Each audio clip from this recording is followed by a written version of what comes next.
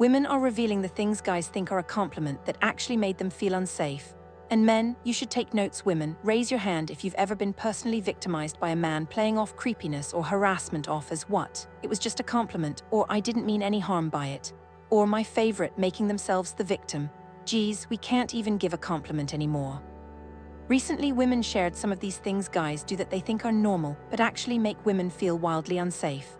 In the comments and resulting discussion, countless other stories emerged of men who thought they were being charming or helpful but were in reality coming across as unsettling or downright creepy. Unfortunately, I found the stories relatable and thought they'd perhaps be helpful to hear from men taking notes. So here are some of the stories shared. 1. I was at a concert by myself, minding my own business and enjoying the show, when the guy beside me put his hand on my lower back to get my attention. I almost jumped out of my skin and probably made a face at him. His response was, "You should smile, you're way too pretty not to be having fun." I made an excuse to get him to stop talking and avoided my seat as much as possible for the rest of the show because I didn't feel comfortable staying there. Anonymous 2. I work in a male-dominated field, so most customers don't expect to see a woman at the job site. You try to dress for the weather, but sometimes you get hot and remove your hoodie or coat. I've had several male customers make comments asking when I'm going to take the rest of my clothes off. Of course, they never say this in front of their wives or to the other men I'm working with. 3. We had a carpenter working in my house who made me very uncomfortable, wanting hugs and bothering me when he should have been working. I told my husband and 23-year-old son, and to my horror they both said he was probably just being friendly. I said, "In the 30 years we have been together, how many times have I complained about a guy making me uncomfortable?" "None," he said. "Yet when I do, your default is to defend him." We had some serious conversations after this, both with my husband and my son, and I refused to be at the house the rest of the time the carpenter was there. 4. Old men talking about how pretty you are or how pretty younger women are. I had a patient joke to my younger female coworker to update him if the sex changed after she was married. That's just sick. The same patient asked me if I wanted to go skinny dipping with him. I finally told him that if he didn't feel comfortable making these comments with my mom, dad, or husband present, then don't say it. 5. Here is the bad news. That inappropriate, thoughtless behavior from men that says ick and is sometimes downright scary. It doesn't even stop when you get old. For some reason, I always thought it would improve when I was old. I am 67. I had a young man painting in my home just a few weeks ago. I live alone. This guy was in his 20s and simply never stopped talking. He was painting the bedroom where I have a large, full-size antique mirror up against one of the walls. He points to it and says, "I can move this nearer to the bed so when you are having sex you can watch yourself." What? I was so shocked I just looked at him, thinking he could not have just possibly said that. Then he went in front of the mirror and gyrated back and forth and then did a thumbs up in the mirror to himself. He said, "I always have one in my bedroom positioned just right. The ladies love it." I was still speechless and just stared at him. I could not think of one thing to say. He made other very weird remarks that day about sex and never seemed to notice it might be weird things to say to a woman who lives alone, no matter what age they are. One remark was that he bet my boobs had stayed perky even though I was old, and the guys in the neighborhood probably loved it. When he left for the day, I called the owner of the painting business and told him I had changed my mind and I would pay for the work already done, but not to send him back to finish the job. Then I had to worry that the painter guy would get mad at me for basically firing him and come back and yell at me. It happens a little less frequently as you get older, but it still happens. I just don't get it. Why do men say these things and do these things? I think sometimes they know exactly what they are doing, but other times I am sure it isn't something they even think about. They don't get how terrifying it can be. It seems to transcend generations and start when you are very young and never end. 6. My former husband thought it was hilarious to scare me. He would peek inside the shower curtain and startle me and laugh. He stopped that after I nearly slipped in the tub. Once, he put a chip clip on my nipple when I was getting dressed. It hurts like hell. I told him I would put one in his testicles if he thought it was so funny. He hated when people startled him, but apparently I was fair game. 7. In 2017, I was driving a new friend back to school after being out for lunch, and he started catcalling a girl from our school while in my car. I hate confrontation, but I had to shut that shit down right away. He thought I was joking and was shocked when I told him I wasn't. He was in his early 30s at the time. 8. Once, when my nephew was a baby, my sister and I went to a local food fair. My nephew was asleep in his stroller, and my sister was fussing about the sun possibly burning him. Out of nowhere, unprompted, some guy says, "I just love that peaches and cream skin on babies, WTF." We commented loudly amongst ourselves about how creepy that was, so he must have heard us. Don't know if he got the message though. 9. In my early 20s, I was at a bar with a friend and her boyfriend, and they were introducing me to a friend of theirs. We had a fun night hanging out, and their friend seemed like a nice enough guy. But then he ended up following me home, which freaked me out. I worked for a college and lived in an apartment around the corner from the local police station. So I parked in front of the police station and got out to talk to him through the passenger window and basically said, WTF. Of course, under no circumstances was I going to drive to my house with him following me, and told him so. I truly don't think he meant me harm. I can't remember if he said he wanted to see that I got home safely, but either way, he learned an important lesson that night about how frightening following a woman home can be. 10. Two situations come to mind. One time, we had to have our internet worked on by a technician. I was alone in the apartment. After he finished working on our Wi-Fi, as he was packing up his stuff, he asked me out. I had no idea what to do. I wasn't interested, but I was also well aware that this man was alone with me in my house. And even if nothing happened at that moment, he knew my name, where I lived. And thanks to the contact info I had to give the internet company, he had my phone number. Eventually, I got him to leave, and when I called customer service to report the incident, it became clear that not only was the person not sure what to do, but even though they told me they would escalate it up the chain of command, they intended to do nothing. I never heard from them again about it. For him, maybe he was just shooting his shot, but all I could think about was what he would do if he didn't like my answer. 11. Cont. The other situation was when I was getting on the train. A man who was much bigger than me sat very close to me on a nearly empty train.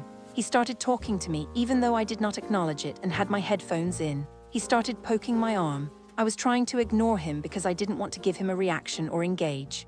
When I got up to get off at my stop, he followed me, got in front of me, and started trying to block my way.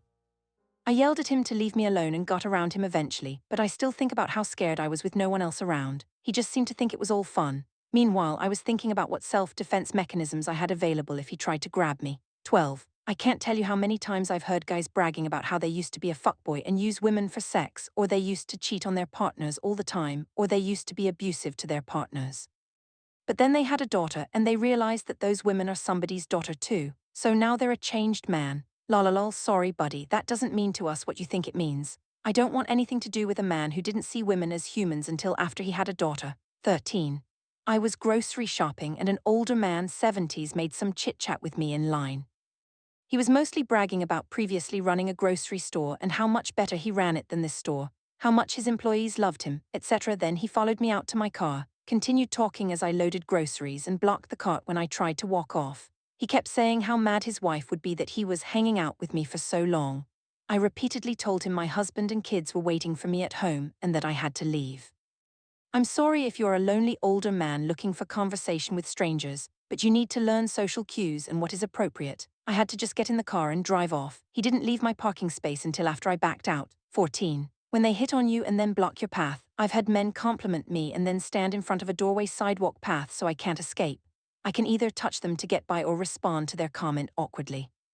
Still haven't figured out how to navigate that one. 15. My son-in-law hired 3 guys to come to my apartment to pick up a fridge for him. One of the guys looked out my balcony door and commented that he bet no one could see into the apartment. He then told me I had pretty hair.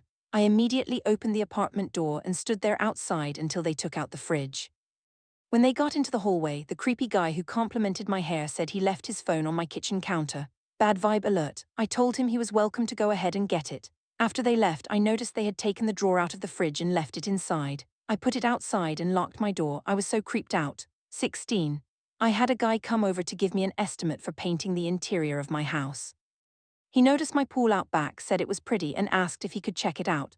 I thought maybe he'd put his feet in, but no. He proceeded to quickly take off all his clothes and get into the pool naked. I stood there frozen and let him swim. I'm sure he thought I'd join him. Then he got dressed, disappointed, I'm sure, and went on his way. Needless to say, he did not get the job. 17. Okay, I have a contractor story that's equal parts terrifying and hilarious. I hired this man to install 2 doors. It took 3 days. I'm friendly and talked to him, and on the final day he asked if I would like to be platonic friends. You can't have too many friends, so I said sure. During our first text conversation after that, I knew I made a mistake. He claimed he didn't get a picture of my one door closed and would like one because it was a difficult kind of door. He had the other pictures, so I figured he was trying to talk to me, so all I did was take the picture. He told me I was his hero. I sent a very silly gif of Batman dancing to ruin any sexiness. He said, "Oh no, Batman, that's too sexy." I sent an even sillier gif of Adam West as Batman, once again trying to be clear this is silly. He invited me to a fire. I knew I wasn't going alone, so I said if my tall male neighbor could come, I would. I decided later in the week I was uncomfortable no matter what and cancelled. He said, "It's probably better anyway. It's a yiff party weekend and they get weird about strangers." I very naively said, "I don't know what a yiff is." He said, and I quote, "It's when a bunch of furries get together and fuck." This man asked to be platonic friends and them invited me to a furry orgy. Yes, it is hilarious and I tell everyone, but it's also terrifying because he installed my front. I wonder all of the time if Mr. Platonic Friends made a copy of my key and comes in and steals my underwear.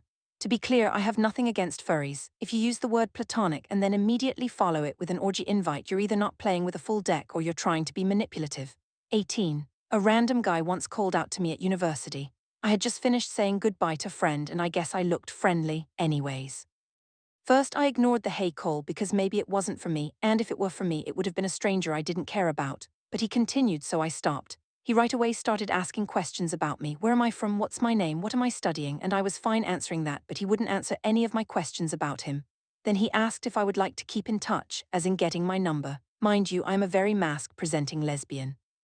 This guy was barking up all the wrong trees. I said, "Why?" which took him by surprise. He said because he would like to keep in touch, to which I said, "Why?" Now he was stumped. Because he did not understand the implied no, I started to feel uneasy, but I knew I needed to stand my ground. I told him, "Look, I will not give you my contact because I don't see the point in that, but feel free to say hello if you see me around campus."